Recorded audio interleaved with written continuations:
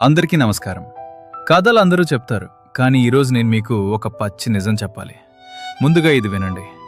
ఒక చెల్లి నాకు మెసేజ్ చేసింది.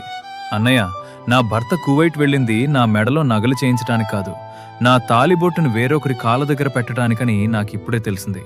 నేను చచ్చిపోవాలా లేక నా బిడ్డ కోసం ఈ నరకాన్ని భరించాలా అని అడుగుతూ పంపిన ఆ వాయిస్ మెసేజ్ వింటే నా ఒళ్ళు జలధరించింది. ఆ గుండె కోత నుండి పుట్టిన కథ ఇది.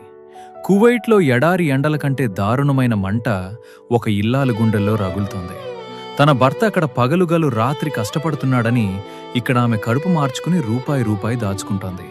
కాని ఆ భర్తకు మాత్రం అక్కడ శుక్రవారం వచ్చిందంటే చాలు, ఇక్కడున్న భార్య జ్ఞాపకాలు రావు, తన పక్కనున్న పరాయి స్త్రీ వ్యామోహం తప్ప. కువైట్లో తను సంపాదించిన ప్రతి దీనార్ను ఆ పరాయి స్త్రీ కాళ్ల దగ్గర పోస్తున్నాడు.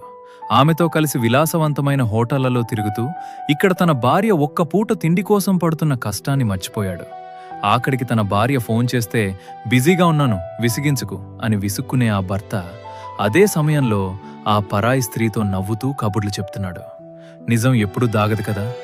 ఒకరోజు ఆ పరాయి స్త్రీయే ఫోన్ చేసి, నీ మొగుడిప్పుడు నావాడు, నీకు పంపే జీతం కూడా నేనే వాడుకుంటున్నాను అని చెప్పినప్పుడు ఆ భార్య గుండె వేలముక్కలైంది.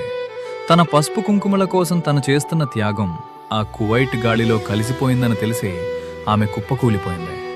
నమ్మిన భర్తే వెన్నుపోటు పొడిస్తే ఆ నొప్పిని ఏ మందు మాన్పగలదు, ఏ కన్నీరు తొడవగలదు.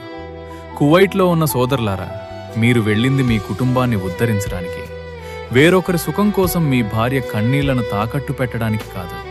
గుర్తుంచుకోండి, మీరక్కడ చేసే ప్రతి తప్పుకు ఇక్కడ మీ బిడ్డల భవిష్యత్తు బలైపోతుంది.